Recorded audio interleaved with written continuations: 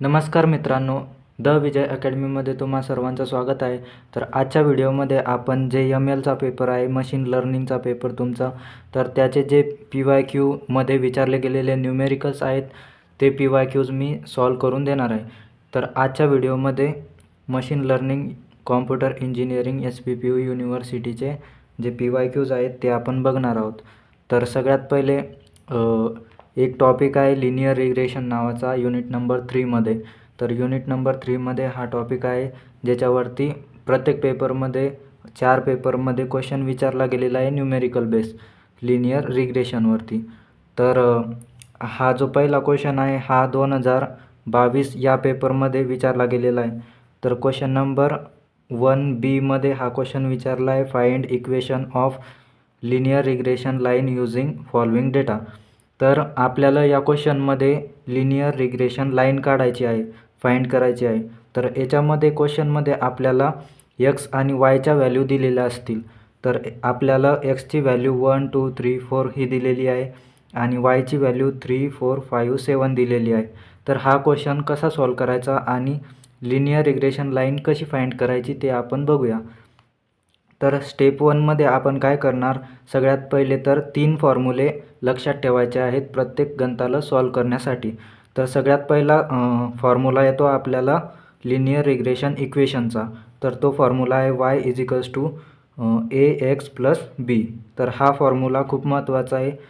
त्यानंतर जो हा a आहे हे काढण्यासाठी एक फॉर्म्युला आहे, त्यालाच आपण स्लोप पण बोलतो. तर त्याचा फॉर्म्युला आहे n summation of xy minus summation of x into summation of y अपॉनमध्ये n समेशन ऑफ एक्सचा square minus summation of x ब्रॅकेटचा स्क्वेअर येतो. इथे आतमध्ये एक्सचा स्क्वेअर आणि इथे ब्रॅकेटचा स्क्वेअर येतो.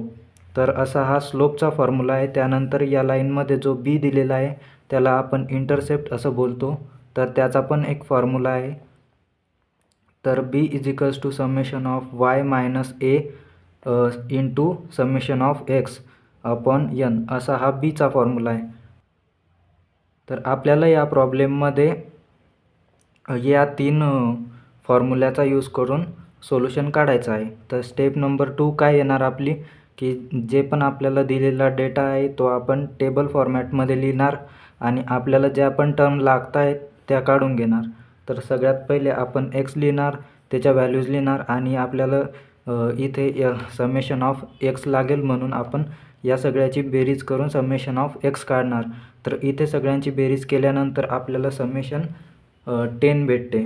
त्याच्यानंतर yची व्हॅल्यू घेणार आपण, yचं समेशन पण काढणार कारण आपल्याला yचं समेशन पण लागत आहे. तर yचं समेशन फाइंड केल्यानंतर 19 व्हॅल्यू आपल्याला भेटणार. त्यानंतर फॉर्म्युल्यामध्ये आपल्याला x इंटू वायचं समेशन पण लागेल. त्यासाठी आपल्याला x इंटू वायचा एक कॉलम बनवावा लागेल, त्याच्यामध्ये x इंटू वायच्या व्हॅल्यूज लिहायला लागतील. तर याच्यामध्ये x इंटू वाय आपल्याला अशा मल्टिप्लाय करून एक एक व्हॅल्यू काढलेली आहे. त्यानंतर या सगळ्याचे समेशन करून 54 आन्सर येतं, ते आपण काढलेलं आहे. त्यानंतर आपल्याला अजून एक कॉलम पाहिजेत एक्स स्क्वेअरचा. तर इथे आपल्याला एक्स स्क्वेअरचा या फॉर्म्युल्यामध्ये नीड आहे. तर एक्स स्क्वेअरचा कॉलमसाठी आपल्याला एक्सच्या व्हॅल्यूचे स्क्वेअर लिहायचे आहेत इथे. तर सगळ्याचे आपण इथे स्क्वेअर काढलेले आहेत. त्याच्यानंतर या सगळ्याची समेशन करून समेशन ऑफ एक्स स्क्वेअर काढलेला आहे, तो 30 आलेला आहे. त्यानंतर आपल्याला ची व्हॅल्यू पाहिजे ते. तर n काय राहतं, की नंबर ऑफ ऑब्झर्वेशन किती दिलेले आहेत आपल्याला क्वेश्चनमध्ये.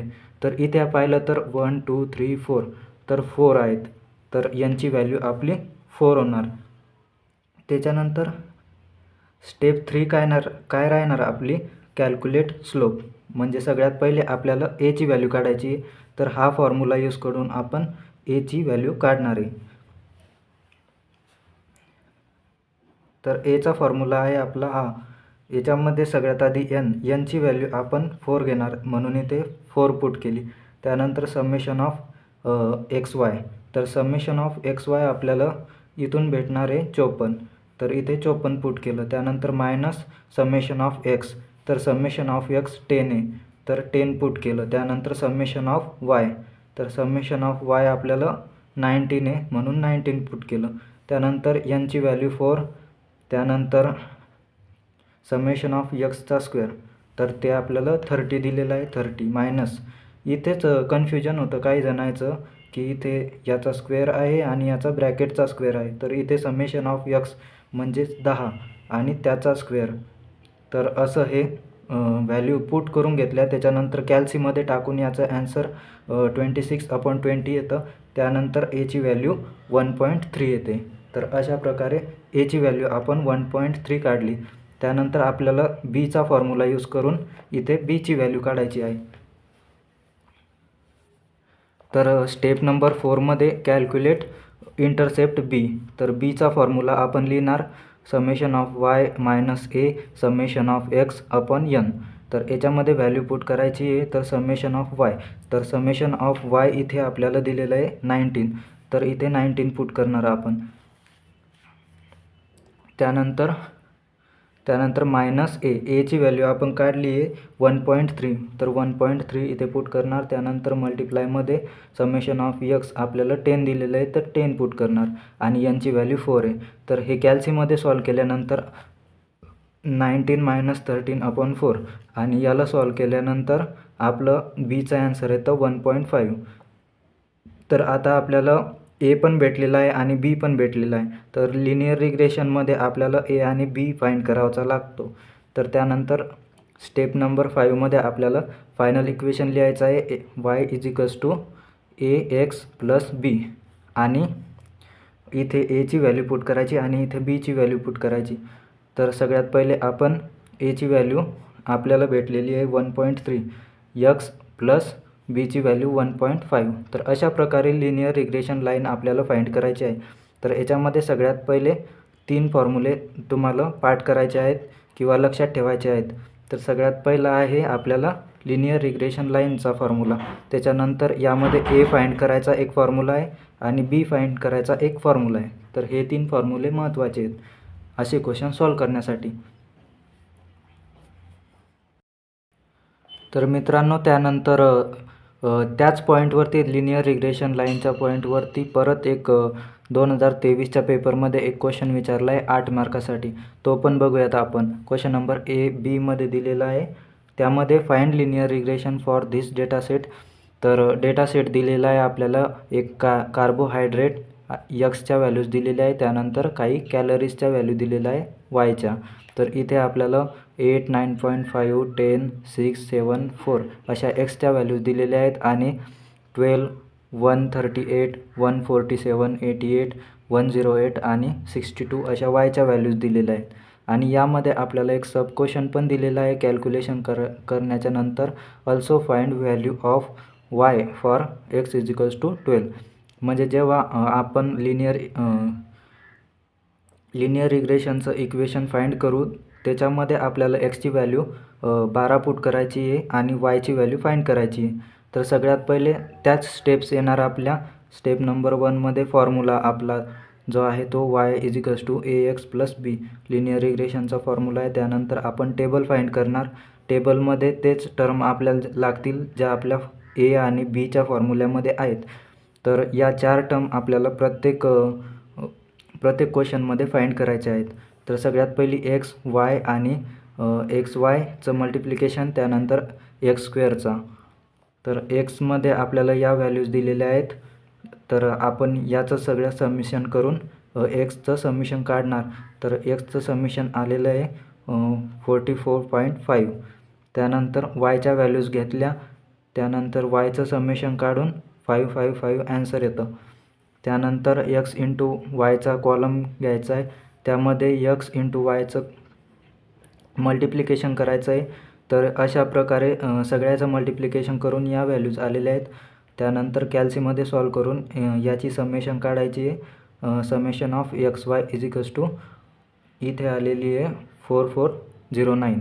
त्यानंतर एक्सचा स्क्वेअर, तर एक्सच्या व्हॅल्यूजचा इथे स्क्वेअर करायचा. त्यानंतर समेशन ऑफ एक्सचा स्क्वेअर, तर इथे आपल्याला भेटलेला आहे 355.25.